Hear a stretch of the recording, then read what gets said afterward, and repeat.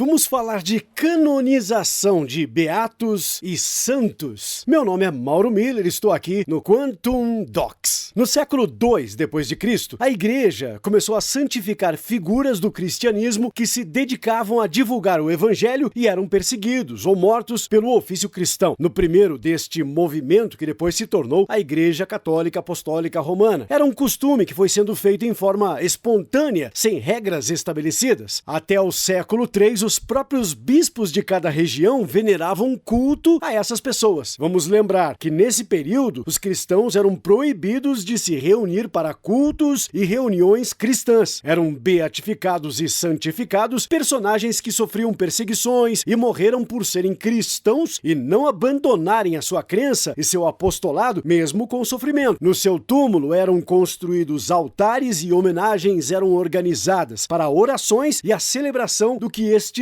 mártires fizeram em vida, como grande exemplo de dedicação e fé. No ano 1153, o Papa Alexandre II decretou a canonização oficial de beatos e santos, depois de investigação rígida, para atestar o merecimento desta canonização. O cardeal Bento, que depois se tornou o Papa Bento XV, organizou esse processo e no século XVIII ficou estabelecido que o Vaticano teria a decisão final para canonizar ou não os nomes destas pessoas como beatos ou santos. Esta obra teológica ficou conhecida como De Servorum Dei Beatificatione et Beatorum Canonizatione, que definiu todo o processo de beatificação, martirização e santificação, os passos para que essa canonização fosse decretada, as condições, a definição de martírio, as provas e como deveria ser o caminho até que uma pessoa fosse considerada beata ou santa perante a Igreja Católica. Esta obra é a mais importante e considerada uma referência para o tema, até os dias de hoje, dentro da doutrina católica. Uma dessas canonizações é de Santa Rita de Cássia. Rita nasceu em Roccaporena, na Itália, em 1380. Existem duas versões para o casamento de Rita. Uma conta que ela viu um homem salvar uma criança e se apaixonou por ele, pedindo a Jesus que pudesse casar com Paulo Mancini, porque, como se tratava de um homem rico, a sua família gostaria que seu filho casasse com alguém por interesses comerciais. Outra versão conta que seu pai era um juiz de paz e arranjou um casamento chamado de casamento entre classes, porque seus pais já estavam em idade avançada e queriam zelar pelo futuro da filha. Nas duas versões, Rita sofreu muito nas mãos desse marido, que morreu assassinado por uma vingança de um chefe de um feudo ao seu pai. Os seus filhos juraram vingança, mas Rita, que era muito devota e cristã, perdoou os assassinos, dizendo que queria evitar um ciclo de mortes e tragédias na família. Rita viu seus filhos morrerem de lepra, contraída quando foi morar num convento, justamente para proteger os filhos de se tornarem os vingadores de seu pai e acabarem da mesma forma que o pai Paulo Mancini. Após ficar sozinha, ingressou no Mosteiro das Freiras, que depois se tornaram as Agostinianas da cidade de Spoleto, na Itália, onde viveu em caridade, oração e penitência. Conta a história que Santo Agostinho, São João Batista e São Nicolau acordaram Rita no meio da noite e a empurraram para a rua. Quando ela acordou, estava dentro do mosteiro, um local que somente abrigava solteiras. E mesmo sendo viúva e mãe, ela foi acolhida e ali viveu o resto dos seus dias. Rita teria pedido para compartilhar as dores de Cristo e viveu muitos anos com um estigma cravado na testa, que sumiu quando ela queria assistir à canonização de Nicolau Tolentino. Depois que ela voltou para o mosteiro, as feridas teriam voltado. Ela pediu para sua parente em visita que lhe desse uma rosa. Ela chegou a Roccaporena, viu uma rosa muito linda e levou para Rita. Por isso, Rita também ficou conhecida como Santa Rita da Rosa. No dia de sua morte, ela disse que teria visto Jesus e Maria a convidando para entrar no paraíso. Ela viu sua alma subir ao céu acompanhada de anjos e fechou os olhos. Neste momento, os sinos da igreja tocaram sozinhos, uma luz iluminou todo o mosteiro e um cheiro de rosa se espalhou no lugar na hora de sua morte. Foi no dia 22 de maio de 1457, beatificada pela Igreja Católica em 1627 pelo Papa Urbano VIII. Foi canonizada Santa Rita de Cássia em 1900 pelo Papa Leão XIII. Dia 22 de maio é celebrado em toda a Igreja Católica como o Dia de Santa Rita de Cássia. Seus restos mortais estão na Basílica de Santa Rita de de Cássia, em Úmbria, na Itália. E se você chegou até aqui, é porque estamos conectados. Muito obrigado pela sua audiência, seja aqui no Brasil ou pelo mundo. Muito obrigado. A gente se fala em mais um editorial Quantum Docs. Valeu!